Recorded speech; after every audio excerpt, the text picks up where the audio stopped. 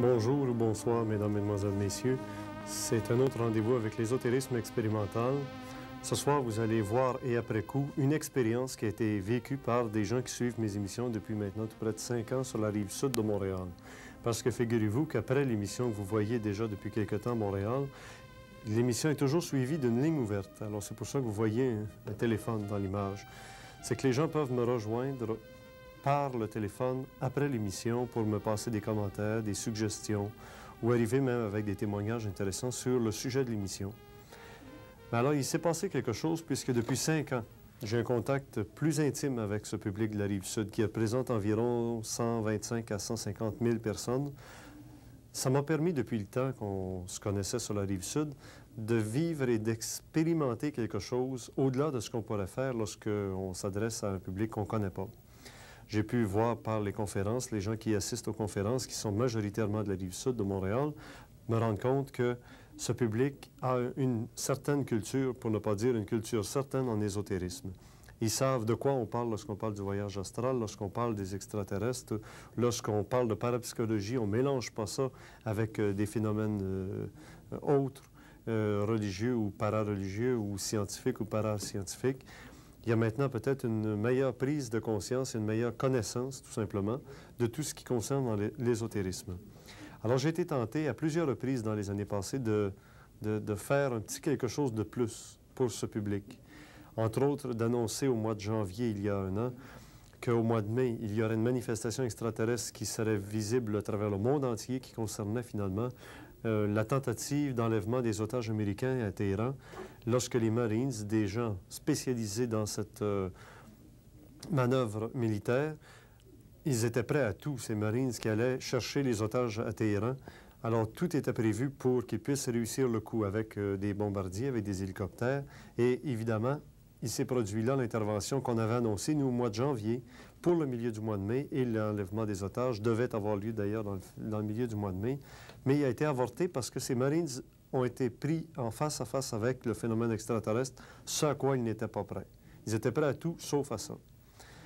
Il m'est arrivé aussi cette année, au cours du mois d'avril, d'annoncer qu'au début du mois de mai, il se passerait encore une fois un phénomène qui serait vu dans les journaux, mais qu'on n'en entendrait parler qu'une seule fois ou très peu longtemps, et qu'après, ce serait terminé.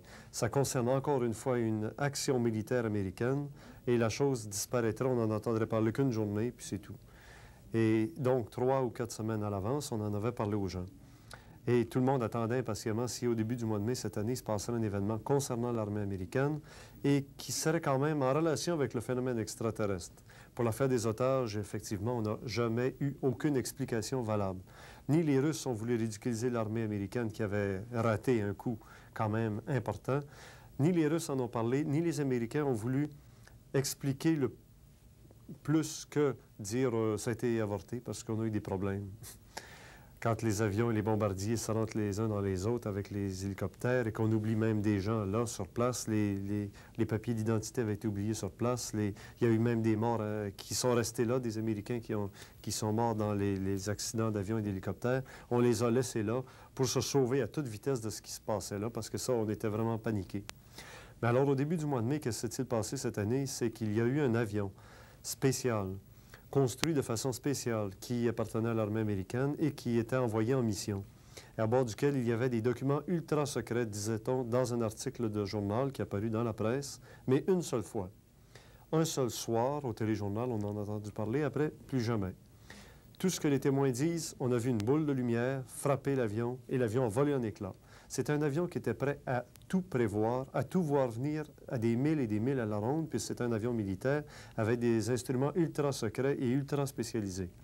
Tout ça s'est donc produit après prévision, si on veut, sur l'émission qui suit l'émission que vous voyez jusqu'à date. C'est une émission à ligne ouverte. J'espère que bientôt, sur le téléphone à Montréal, on pourra se rencontrer après l'émission que vous voyez.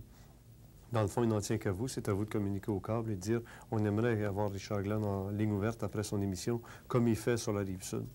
Et je sais que c'est possible, puisque le lundi, vous avez une émission qui s'appelle « Votre câbleau distributeur vous écoute ». Bien, vous pourriez avoir le mardi soir, Richard Glenn est à l'écoute du public par le téléphone.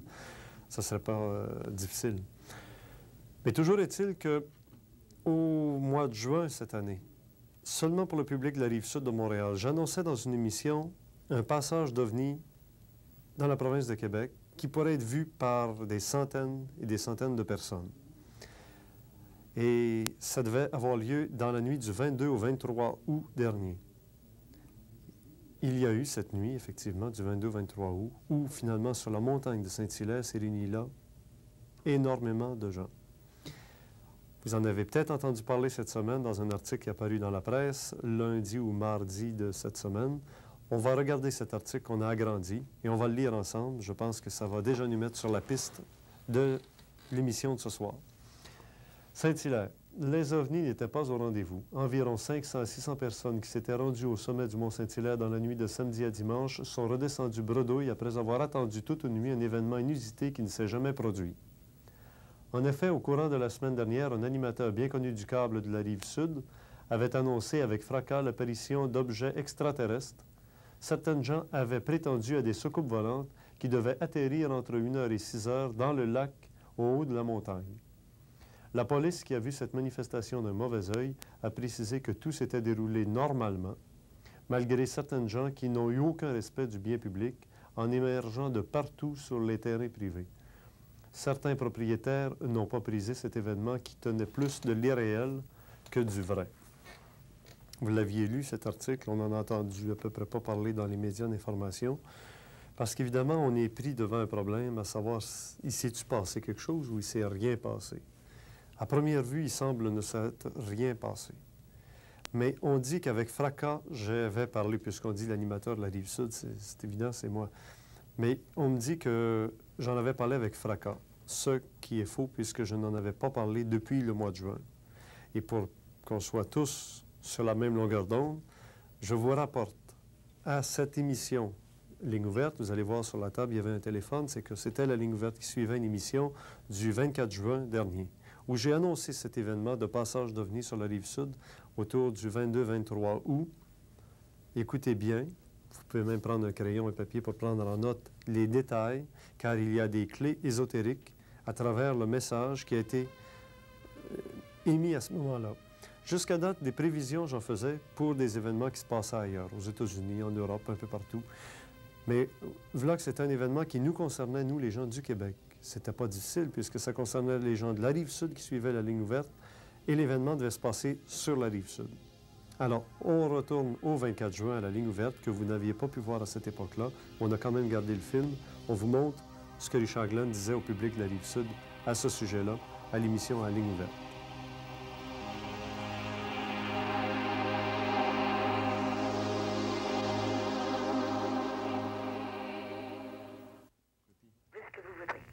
Ben oui, parfait. Merci. Je vais passer à un dernier appel avant quelques instants, puisque je vais vous parler de le fameux passage d'OVNI sur la Rive-Sud. Je vais vous donner des détails, des précisions sur ce passage qui doit se faire dans la nuit du 22 au 23 août prochain. Parce que c'est une des dernières fois que j'ai le droit de vous en parler.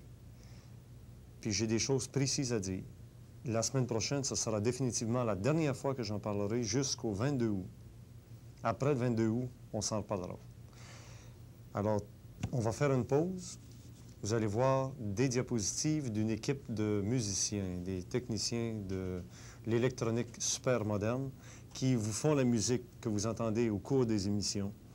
Et j'ai une surprise qui s'en vient pour tout le public qui suit les émissions depuis des années. Ils nous disent, il y a des gens qui nous disent, qui nous écrivent même, la musique que vous utilisez dans vos émissions, c'est quoi cette musique-là? C'est une musique exclusive, unique, faite par des gens d'ici de la Rive-Sud, Jean-Paul Lheureux, Marc Laperle. Ils sont musiciens, ils ont les appareils. Vous allez voir les appareils là, durant la petite pause qu'on va faire. Et vous allez entendre un extrait d'un morceau. Évidemment, vous ne l'avez pas en stéréophonie avec la télévision, mais en stéréo, dans des gros parleurs, c'est quelque chose à entendre. Alors, je vous laisse là-dessus le temps peut-être d'aller vous chercher un crayon et un papier. Parce qu'il y a assez de gens qui, depuis que j'ai parlé, puisque ça correspond à d'autres choses que j'avais déjà dit dans mes émissions de ligne ouverte, puis ça, je n'en parle pas dans les émissions enregistrées qui vont à Montréal, c'est juste pour le public de la Rive-Sud qui a les lignes ouvertes. J'ai donné des détails dans le passé sur des événements concernant le phénomène extraterrestre qui se sont produits effectivement. Puis Puis c'est drôle, hein, notre témoin d'aujourd'hui, M. Cyr, ben, il nous a parlé lui aussi de l'Iran. Hein? Puis il ne savait pas que sur l'émission, je vous en avais parlé. Puis d'ailleurs, je ne suis pas revenu là-dessus avec lui, ni avant l'entrevue, ni après l'entrevue. Ce qu'il nous a dit à l'émission, là, tantôt, sur l'Iran, qui avait été informé la veille qu'il se passerait quelque chose en Iran, puis que les Américains se feraient repousser par le phénomène extraterrestre, il n'était même pas sûr que je n'étais pas le prendre au sérieux, puis c'est pour ça qu'il n'en a pas parlé longtemps. Mais entre nous, vous saviez que ça, ici, sur l'émission, ça avait été dit 3 mois d'avance. Bon, il y a eu beaucoup de choses comme ça qui se passent. Alors, pour le 22 août, je vais vous en parler tantôt. Les heures, les dates, les lieux, les raisons, le tout, le pourquoi, je vous le donne. Ça va être l'avant-dernière fois. La semaine prochaine, c'est la dernière fois où j'aurai le droit d'en parler. Tout le mois de juillet, le mois d'août, je n'ai plus le droit d'en parler de cette affaire-là. Si quelqu'un m'en parle, je vais dire qu'il fallait écouter ce que j'avais dit au mois de juin. Alors, on fait une pause. On regarde ces diapositives qui nous montrent nos 2 techniciens du son et de la musique. Puis on se retrouve après.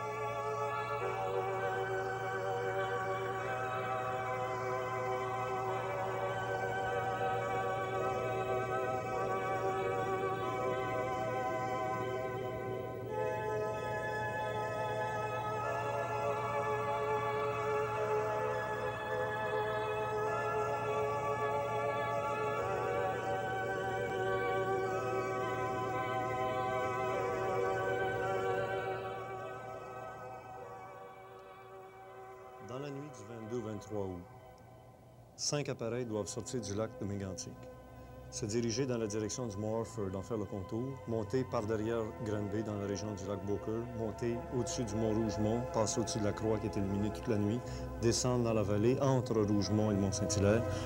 Il y a Saint-Jean-Baptiste de Rouville, il y a un immense terrain de camping, immense, qui est là. Un des 5 ovnis va descendre sur le Mont-Saint-Hilaire et entrer dans le lac.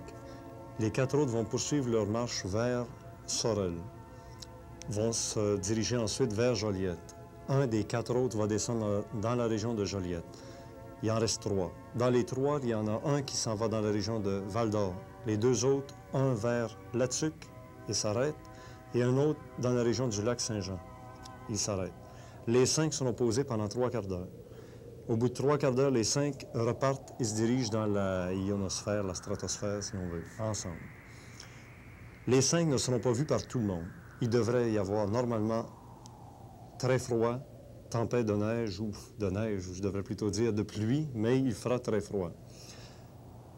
Ils seront quand même visibles, ils seront brillants. Ceux qui les verront doivent se considérer comme ayant les yeux de l'âme ouverts. Ceux qui les verront ne devront pas être surpris qu'à côté d'eux, d'autres ne les voient pas. Que ceux qui ne les voient pas ne se sentent pas coupables, il y a encore beaucoup de temps pour s'ouvrir les yeux de l'âme. Pendant les 3 quarts d'heure qui seront posés, il y aura un contact qui se fera avec des humains dans chacune des régions. Environ une douzaine de personnes par chacune des régions. Ce sont des jeunes entre 10 et 20 ans. Ils vont être informés de quelque chose de précis qu'ils auront à remplir comme mission.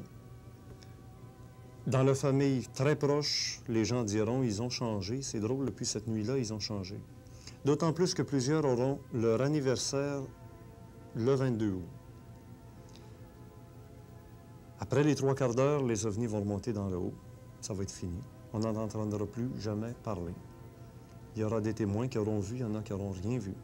Il y aura des gens qui vont dire « Glenn nous a menti ». Glenn, il fly, et d'autres diront « il s'est passé quelque chose ». Pour des raisons d'intégrité, puisque ça n'a jamais été dans le but de nos émissions de faire du sensationnel puis du spectaculaire, même si actuellement ça peut en avoir de l'air, c'est terminé, j'en parlerai plus. Mais ça se devait d'être fait un jour sur une émission de Richard Glenn. Je vous considère les amis de la Rive-Sud, les gens de la Rive-Sud, comme des amis. Vous me suivez depuis peut-être 1 an, 6 mois, 5 ans pour plusieurs, ça fait 5 ans que ça existe. Il y a quelque chose qui s'est créé entre nous dans les informations qui ont été transmises. Il y a quelque chose qui est allé peut-être au-delà de ce qui se dit peut-être même pas avec votre mari ou avec votre épouse, ou en tout cas pas avec les voisins s'ils ne suivent pas l'émission parce qu'ils n'ont pas l'air de croire à rien de ça, ou ils ne comprennent même pas ce que ça veut dire, tout ça. Entre nous, on a compris quelque chose depuis le temps. On n'a qu'à voir ce qui s'en vient, on n'a qu'à voir et à comprendre ce qui se passe sur le scénario politique mondial.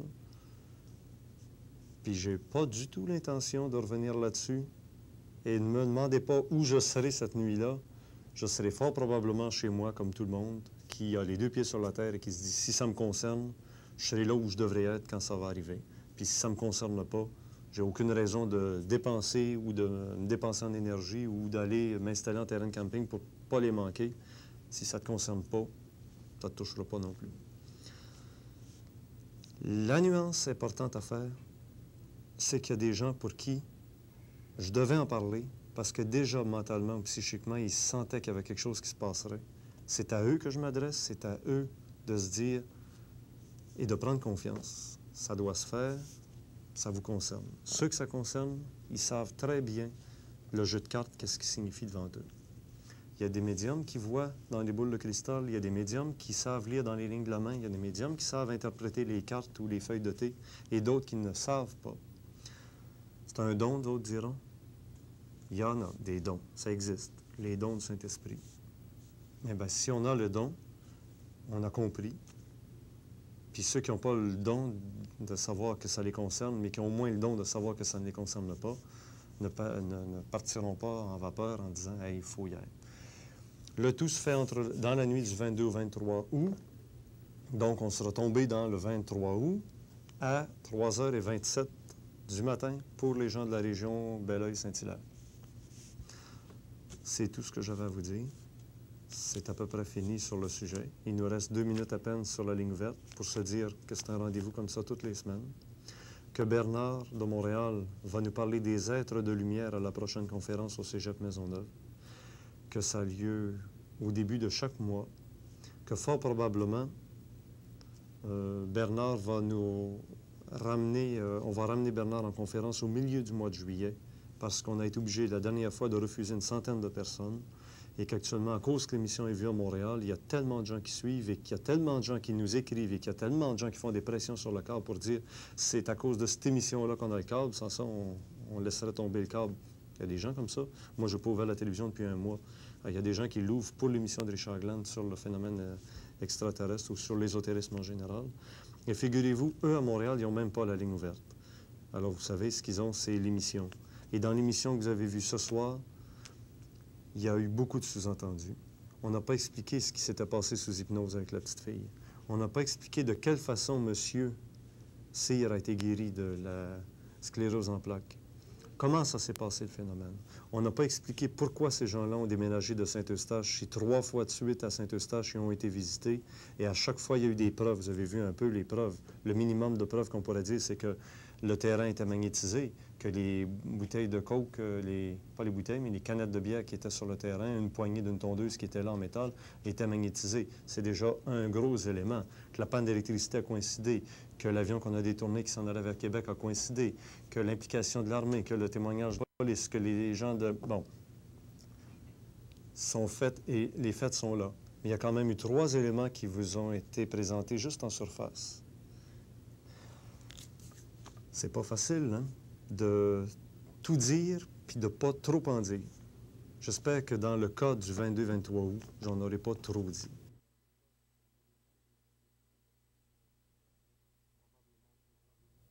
Alors, vous avez probablement déjà relu cet article dans le journal La Presse. Alors, je soulignerai peut-être certains passages qui mentionnent, entre autres, que C'est au cours de la semaine dernière qu'un animateur bien connu du câble de la Rive-Sud a annoncé avec fracas l'apparition d'objets extraterrestres. Alors, je pense que vous l'avez vu dans la vidéo. Depuis le mois de juin, je n'en ai jamais reparlé. Et à chaque fois que des gens sur la ligne ouverte après l'émission ont essayé de me relancer sur le sujet, je leur répondais toujours, je n'en parle plus, je vous l'avais dit au mois de juin. C'était seulement pour le mois de juin qu'on annonçait la chose. Il fallait que les gens qui se sentaient concernés aient le temps de vérifier par l'intérieur. C'est une donnée ésotérique. Si ça les concernait et si ça ne les concernait pas, ils ne devaient pas se présenter sur la montagne. Et pourtant, il y a eu de 500-600 personnes qui y étaient. Il s'est passé des choses. On en parlera un peu plus tard. Mais je soulignerai une dernière partie de cet article dans le journal La Presse, qu'on pourrait encore voir, qui mentionne qu'il y a eu des dégâts qui ont été faits autour de la montagne, que les gens manquaient de respect de la propriété privée, si on veut.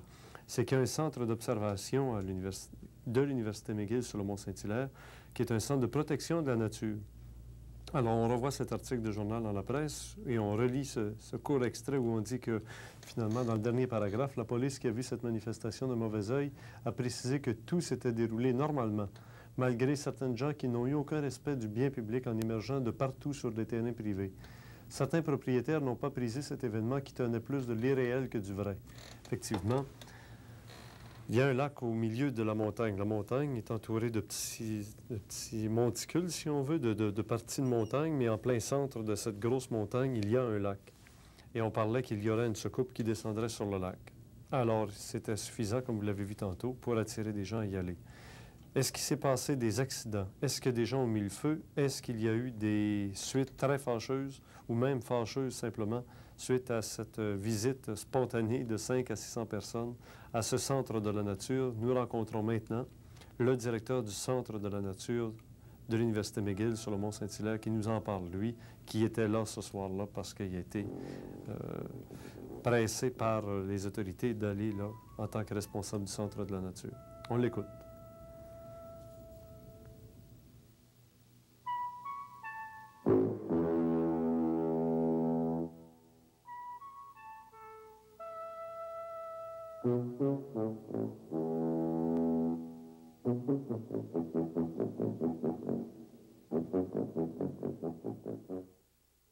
Au centre de la nature, qui est sous la protection de l'Université McGill.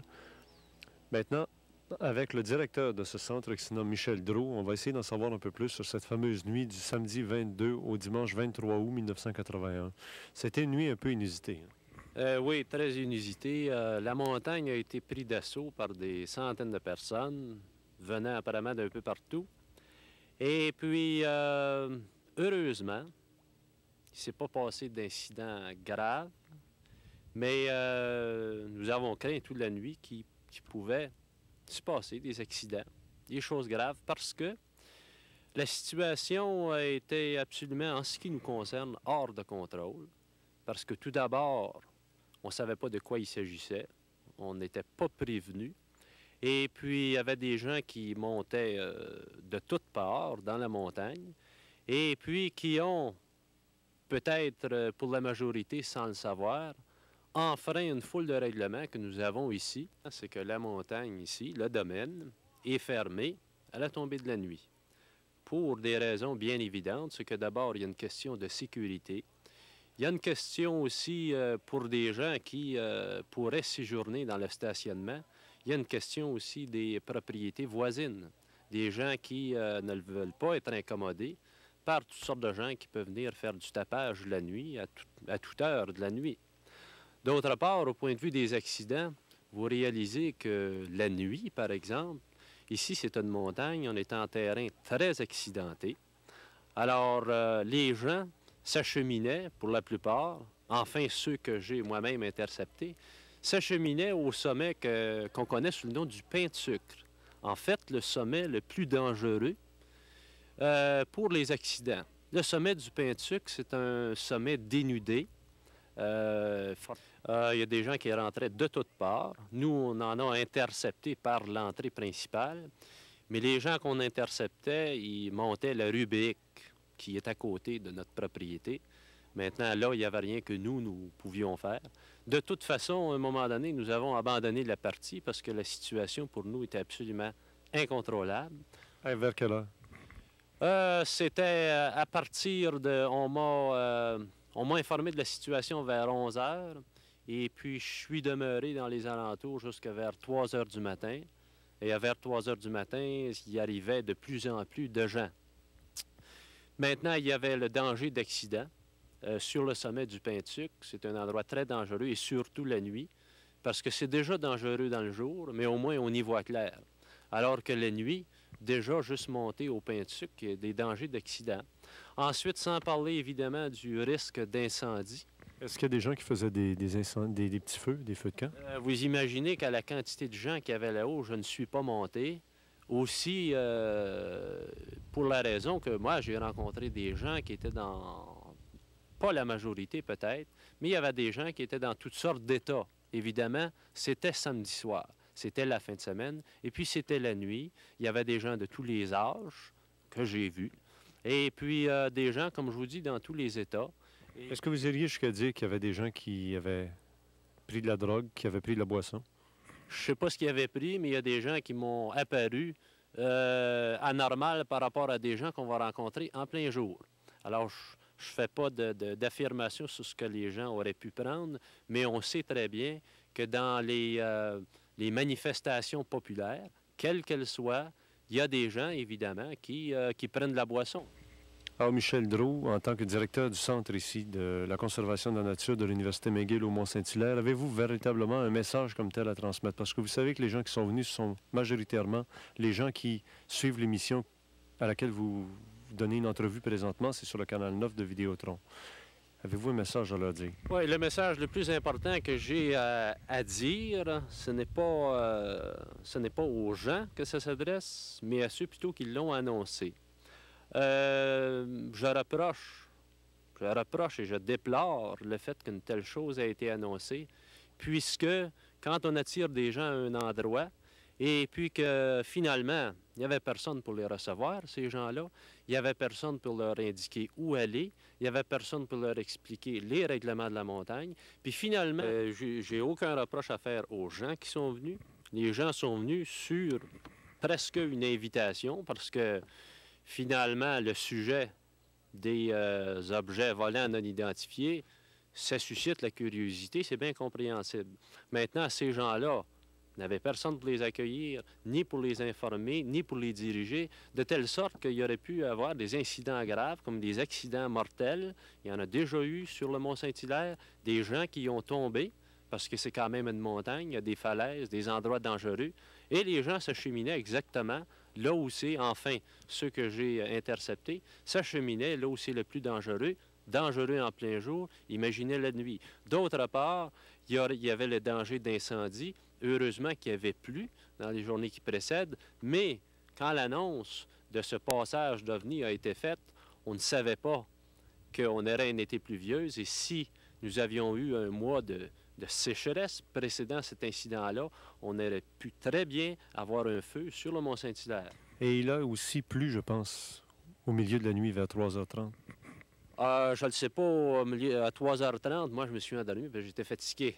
Ça a été assez épuisant. Maintenant, je déplore ce fait-là qu'une telle chose a été annoncée. Je calcule l'action, le fait de l'avoir annoncé, d'inconscient et d'irresponsable, puisque c'est des choses qui peuvent entraîner toutes sortes de conséquences fâcheuses. Dans des manifestations populaires qui sont organisées, que ce soit quoi que ce soit, habituellement, c'est des choses qui sont organisées. Il y a un mécanisme d'ordre qui est prévu habituellement par la force policière. Il y a des responsables, il y a des gens qui s'occupent de l'organisation théorique et pratique. Et s'il n'y avait aucune organisation, c'était ce qu'on peut appeler un cohue, dans le vrai sens du mot. Et ce n'est pas les gens que je tiens responsables de ça, parce que les gens sont venus sur presque une invitation. Les gens sont venus voir quelque chose qui, apparemment, ils n'ont pas vu. Et puis, c'est des choses qu'il faut absolument éviter dans l'avenir.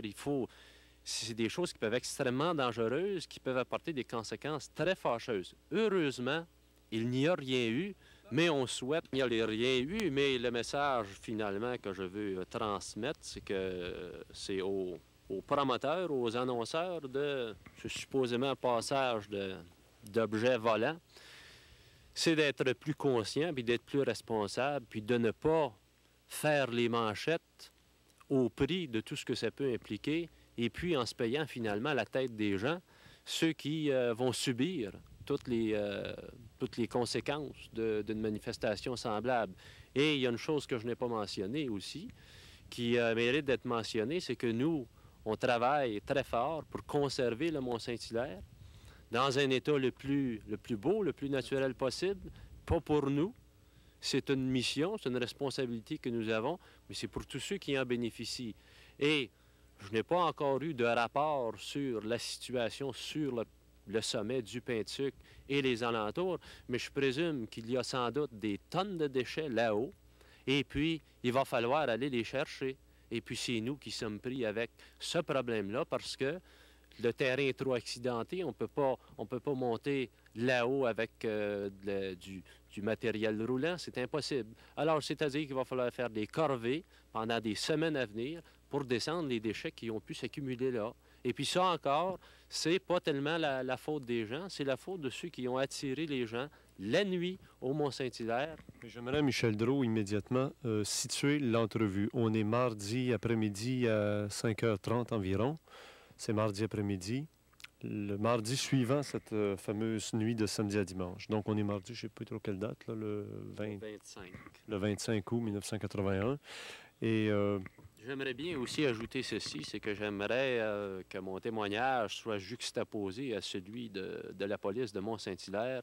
J'aimerais qu'eux aussi soient interrogés sur ce qu'ils pensent de la situation et ce qu'ils ont vécu comme embêtement et comme problème cette nuit-là. Je crois que les deux seraient à même de se compléter. Je voudrais aussi que vous soyez là pour certifier le fait qu'on a eu un grave problème avec la caméra de télévision qui fait que votre entrevue a été entrecoupée, je pense, au moins 10 fois, là, pour pas que des gens disent vous avez peut-être camouflé des phrases que M. Drault aurait dit, mais intégralement, on a été obligé d'arrêter, je pense, une dizaine de fois. D'autre part, j'espère que toutes les phrases que j'ai dites seront présentes, conservées lors de cette entrevue.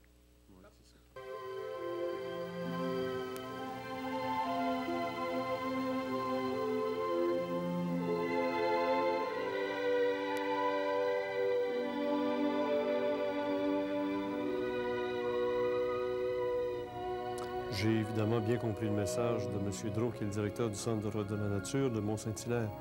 Mais il faut admettre une chose, c'est qu'il n'y a eu aucun accident grave, ni même mineur, qu'il n'y a pas eu de rixe de bataille de fond de forêt ou de fond de sous-bois, qu'il n'y a pas eu non plus des tonnes de déchets accumulés sur la montagne.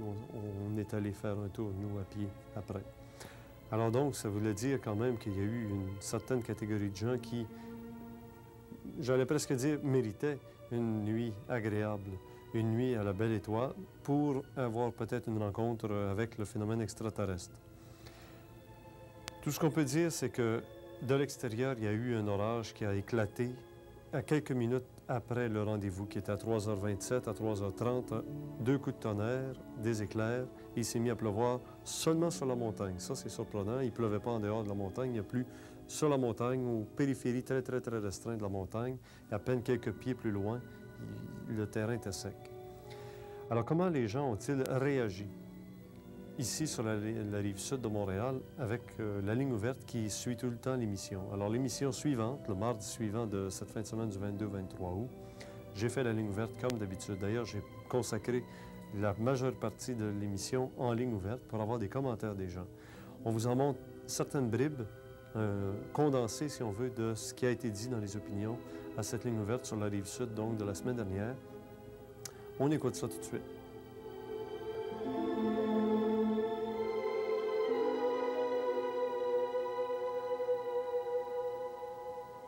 Bon. Alors, je prends quelques appels, puis vous allez nous voir tantôt avec la vidéo circuler sur la route, la seule route qui fait le tour de la montagne, qui s'appelle la route de la montagne, d'ailleurs. Oui, allô, bonsoir. D'où appelez-vous, monsieur? De Longueuil. Où étiez-vous ce soir-là? On dirait... Faut dire au départ, là, ça fait déjà quelques temps que je regarde ton émission. Oui. Je trouvais ça vraiment intéressant. C'est un ami à moi qui travaille avec moi, là, qui parlait assez fréquemment de cette émission. Alors, j'ai eu l'occasion un soir. Premièrement, là, au commencement, là, je trouvais ça plutôt ennuyant, disons, l'émission au départ.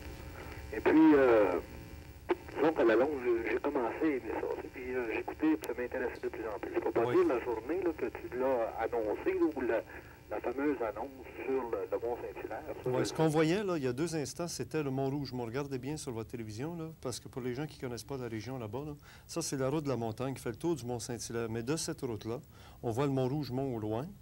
Et là, on va continuer à tourner. On voit l'entrée du parc de McGill qui mène dans le plein centre du Mont-Saint-Hilaire, où il y a, et voyez-vous, là, la route de la montagne des Moulins. Des Moulins, c'est celle qui mène au parc de Saint-Hilaire de McGill. Puis de la montagne, c'est cette route qui fait le tour du Mont-Saint-Hilaire. C'est celle-là qu'on va prendre en auto. On va faire le tour pendant qu'on va se parler. Alors, allez-y, monsieur. C'est intéressant ce que vous dites. Je peux venir assez rapidement, quand oui. même, parce que je sais qu'il y a des gens qui essaient de communiquer avec vous. Oui. Alors, disons que j'y étais ce soir-là.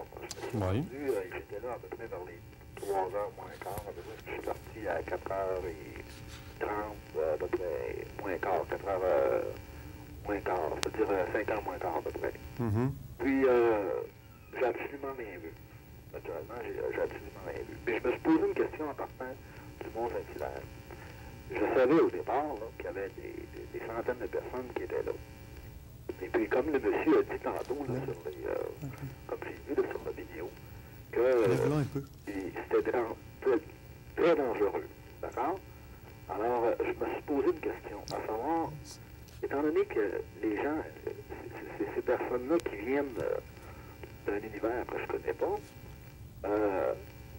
je me suis posé la question à savoir si ils n'ont pas prévu justement qu'il y aurait eu une panique ou quelque chose du genre, qu'il y aurait eu probablement des accidents assez graves s'ils avaient approché là, visuellement, je veux dire, s'ils avaient été vus tout d'un coup, là.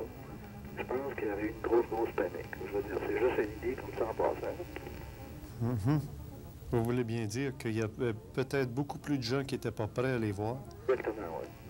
Il y aurait eu, je pense, du danger, encore plus de danger si justement là, on l'aurait vu, ou si les gens auraient vu des ovnis, ou des bonhommes verts, comme certaines personnes peuvent les appeler. Je veux dire, ça aurait été vraiment dangereux. Puis peut-être que eux le savaient. C'est ça. Je veux dire, oui, allô, bonsoir. bonsoir, Charles. Bonsoir, monsieur. Alors, comment vous aimez la tournure des événements maintenant? Je te félicite pour tous les... tu es vraiment convaincu de ton affaire et tu nous convaincs. On ne te laissera pas aller, inquiète-toi pas. OK.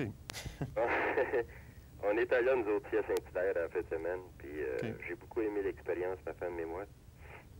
On était un petit peu isolés de la place. On était dans une genre de carrière qui était un peu...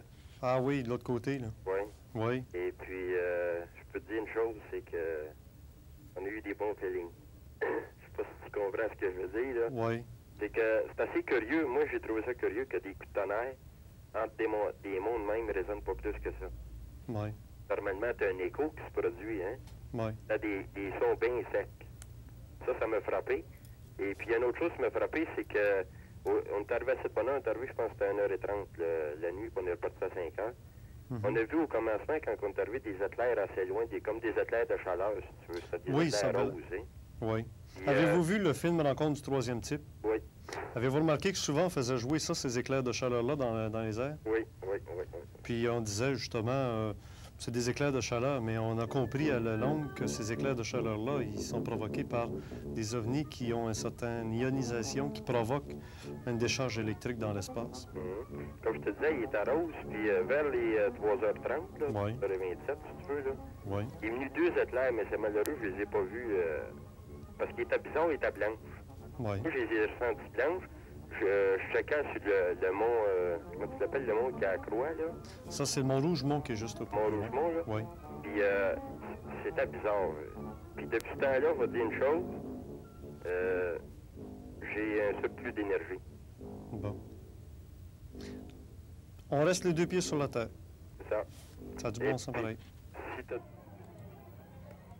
Bon, oui, allô? Allô? Oui, allô, bonsoir. Bonsoir. J'appelle de Longueuil. Oui, bienvenue. Bon, merci. On est allé au Mont-Saint-Hilaire samedi dans la nuit du 22 au 23. On n'est Oui. pas monté sur la montagne. mais seulement on était placé entre le terrain de camping de Saint-Jean-Baptiste-de-Rouville et la montagne. On était à droite, stationné à droite sur une rue, puis on n'était pas les seuls, il y avait plusieurs autos. Et puis, c'était assez tranquille. Les gens attendaient, puis calmement, silencieusement. Bon, les gens étaient calmes en général, partout, hein? Oui. Oui. Et puis, à un moment donné, c'est qu'il s'est mis, il y a eu des éclairs sur le bord de la montagne. Mais c'était des éclairs qui étaient pas comme des éclairs d'habitude qu'on voit de le ciel brisé, là.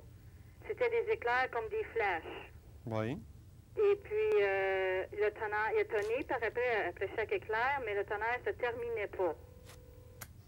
Ça ne faisait pas un roulement de tonnerre qui se termine, qui se finit, là, normalement. Et puis, ça a eu lieu avant 3h30. Vers quelle heure exactement? On est arrivé, nous autres, à 3h moins 5, vers 3h15 à peu près. Bon. Et puis, à 3h30, on a entendu, vous avez fait jouer la musique, là, tantôt, avec vos musiciens, là. Quand ça descend bas, la musique, là, à un moment donné, on entend un vous. Oui, oui. Bien, ce bruit-là, on l'a entendu. Bon, je vais on faire... n'a rien vu. Bon. Tellement qu'on a ressenti beaucoup...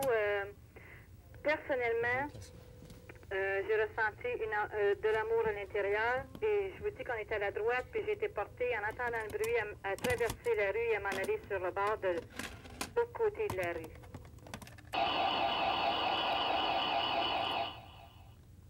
Mais comme vous dites, c'est plus sourd que ça. Bien, vous savez, vous avez fait jouer tantôt la musique là, de bons musiciens.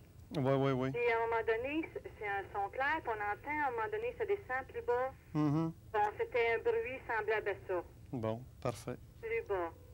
Puis je voulais vous demander une chose. Pour ma part, là, je suis certaine qu'il y a eu quelque chose qui s'est passé. Vous voyez présentement la carte de la région, justement, du Mont-Saint-Hilaire. Alors, en gros, vous pouvez remarquer la ville de Montréal, le fleuve Saint-Laurent, le pont Champlain, le pont Victoria, le pont Jacques-Cartier, le pont Hippolyte-Lafontaine. Ici, vous avez la montagne de Saint-Bruno, le mont Saint-Hilaire, que d'autres appellent le mont Belleuil, mais en fin de compte, c'est le mont Saint-Hilaire. Il n'y en a pas de mont Belleuil, c'est le mont Saint-Hilaire. Et derrière le mont Saint-Hilaire, il y a Rougemont.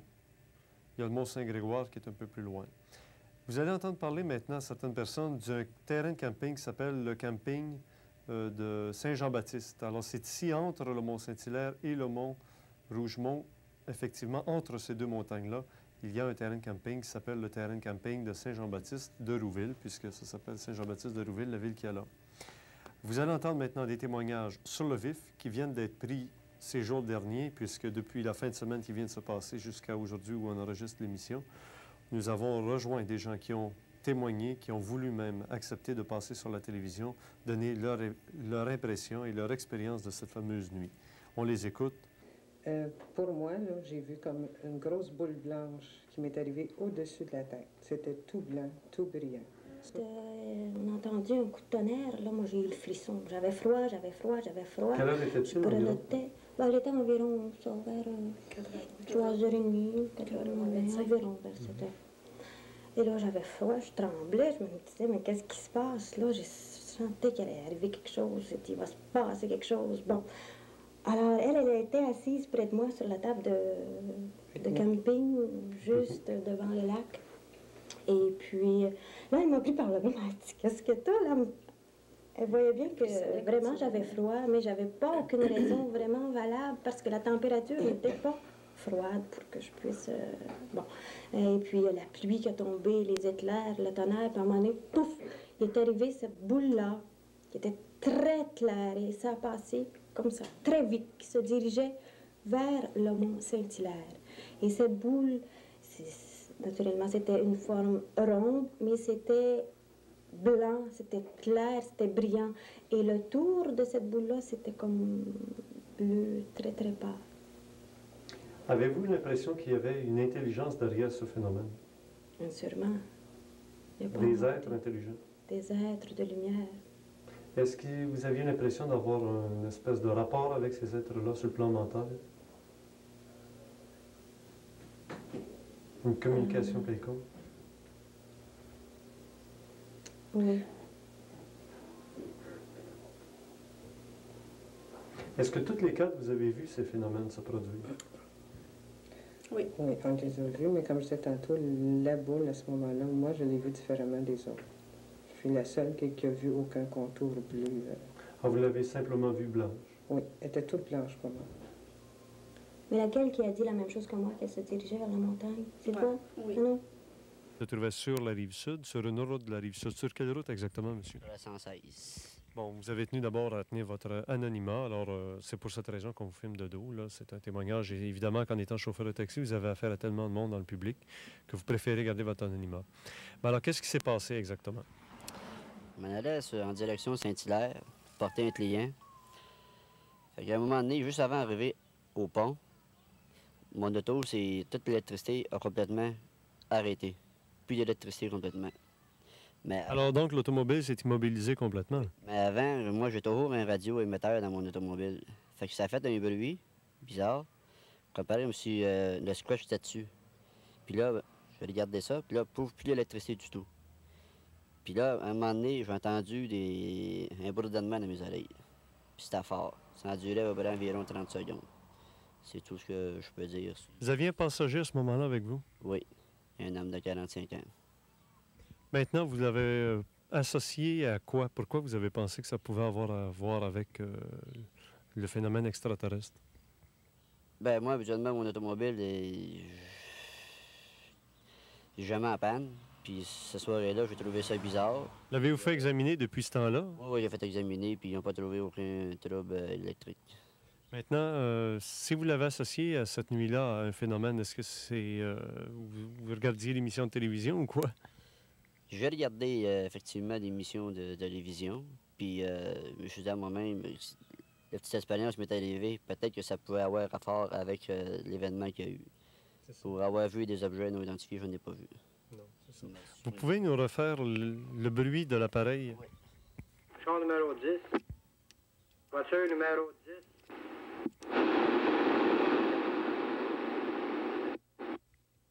C'est ce bruit que vous avez entendu dans votre appareil de communication avec la centrale. Ça a duré quelques secondes seulement. Quelques secondes, puis là, l'électricité a complètement coupé. Plus de lumière, plus de contact, rien. Vous aviez un passager avec vous? Oui. Comment il a réagi, lui? Il s'est demandé lui-même qu'est-ce qui arrivait. Puis quand je me suis pogné les deux oreilles, il m'a dit, êtes-vous malade? J'ai dit non, j'ai des bourdonnements dans les oreilles. La seule affaire que j'ai l'explication que j'ai pu lui donner. C'est ça. Puis après, ben, tout s'est remis en marche comme d'habitude. En marche normalement. J'ai été ouvert le capot de mon char pour voir si c'était quel trouble, peut-être la batterie. Je revenais à l'automobile, puis là, je suis reparti, puis tout est revenu normal. Ça a duré environ 30 à 1 minute. 30 secondes? 30 secondes, ouais, c'est ça. Ben, je vous remercie, monsieur. Je vais y aller. Oui. Tu te sentais concerné? Oui. Puis, est-ce qu'il s'est passé quelque chose pour toi? Oui, pour moi, il s'est passé beaucoup de choses, je trouve, parce que j'ai vu des choses, j'ai entendu des choses. Comme quoi? Qu'est-ce que tu as vu pour commencer? Mais j'ai vu 3 boules lumineuses jaunes dans le ciel qui se déplaçaient puis qui sont disparues quand un hélicoptère est approché ou un avion, je sais pas. Puis j'ai vu comment je pourrais vous dire, une barre descendre du ciel qui venait d'un gros nuage gris qui, au bout de quelques temps, ça s'est effacé, c'est parti. Puis après, j'ai vu... Non, j'ai entendu des bruits, j'ai entendu de la musique, j'ai entendu des sifflements.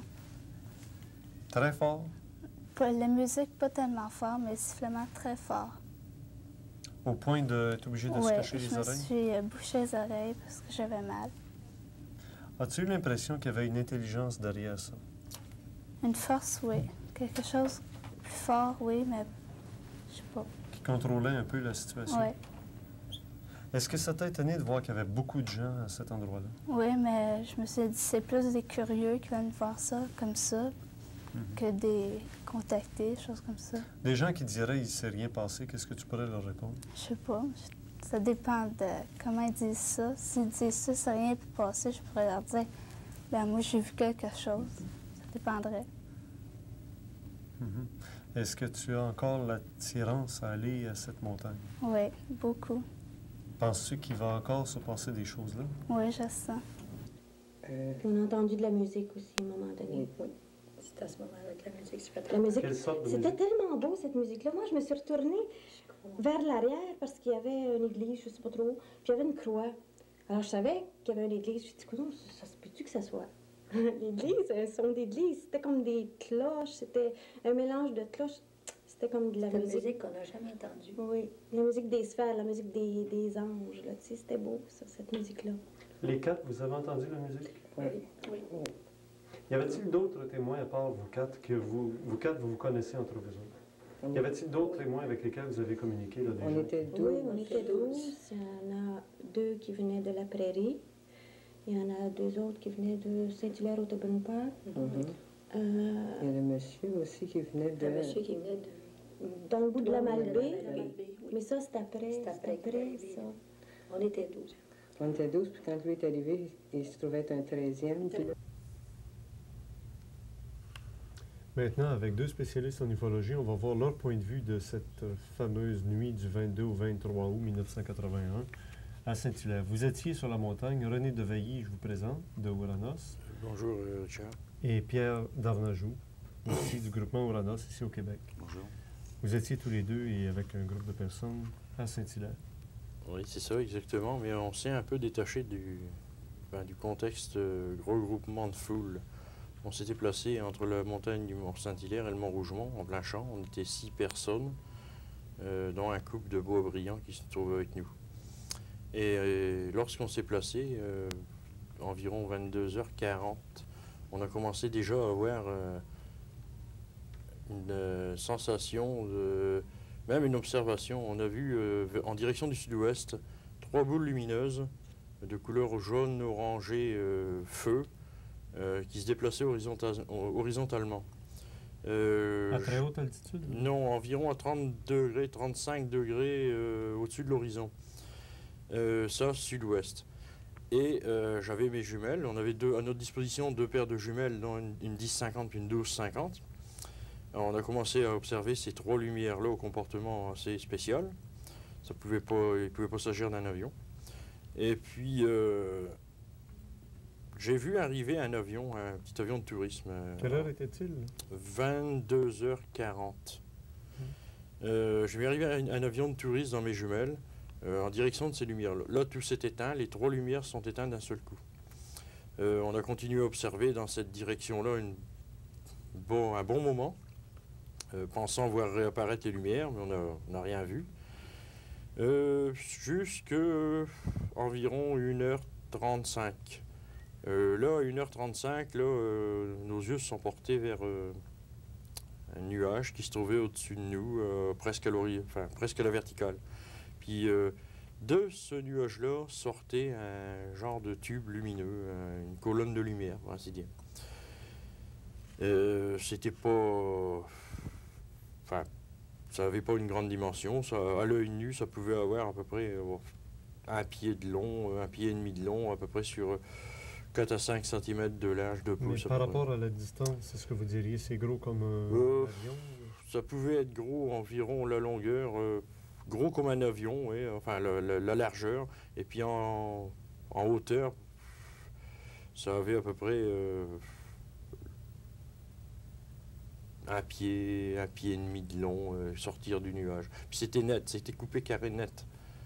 Et ça nous a intrigué à un bon moment. D'ailleurs, on a pris des photos de ce rayon de lumière. On pourra peut-être voir dans quelques semaines. On pourra peut-être voir parce qu'il y a le temps qu'il soit développé. C'est ça. On a même pris des photos aussi des boules de lumière, mais de très loin.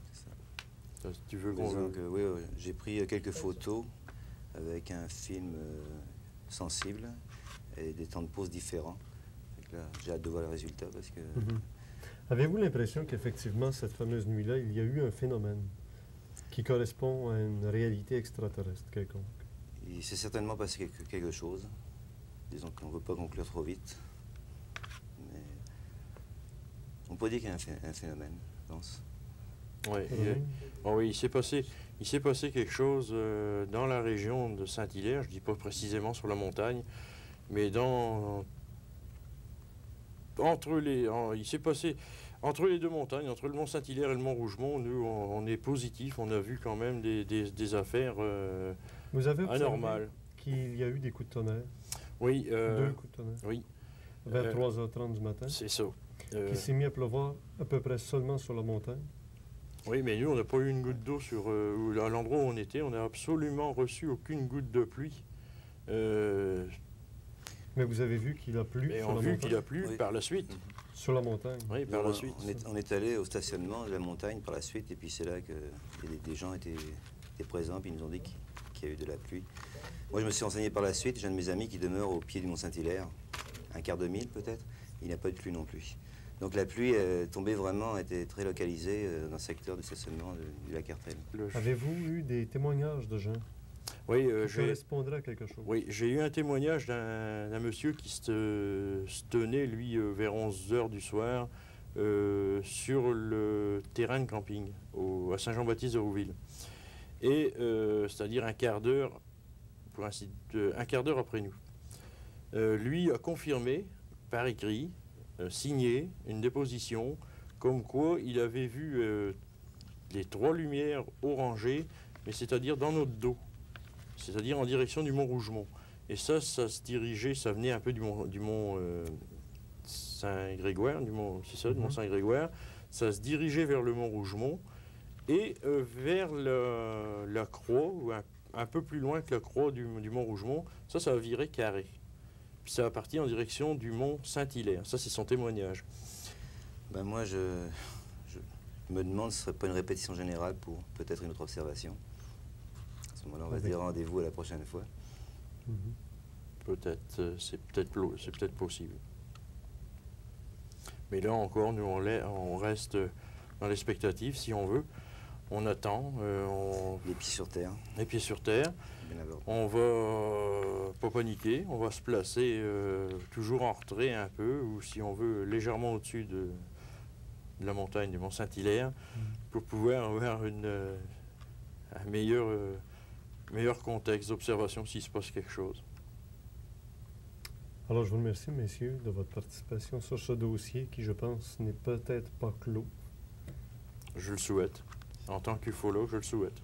Il y a déjà de la matière, par exemple, pour un ufologue? Il y a de la matière parce qu'on a plusieurs témoignages de personnes. Il y a des témoignages qui se contredisent, il y a d'autres témoignages qui...